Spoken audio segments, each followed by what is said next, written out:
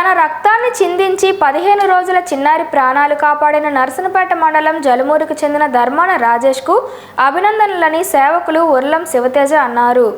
పాలకొండకు చెందిన పల్లవి కుమార్తె అనారోగ్య కారణంగా పాలకొండ ప్రభుత్వ వైద్యశాలలో అత్యవసర పరిస్థితుల్లో చేరగా పరీక్షించిన వైద్యులు సత్వరమే రక్తాన్ని అందించాలన్నారు.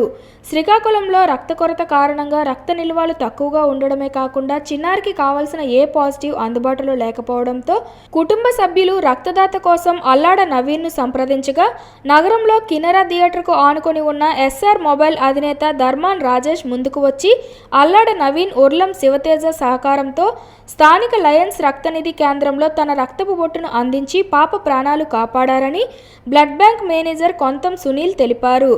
ఈ సందర్భంగా రక్తదాత ధర్మాన రాజేష్ను, మోటివేటర్ నవీన్ను, Lions blood bank manager Kontham Sunil, సేవకులు ఉర్లం శివతేజ, చిన్నారి కుటుంబ సభ్యులు ప్రత్యేక అభినందనలు తెలిపారు.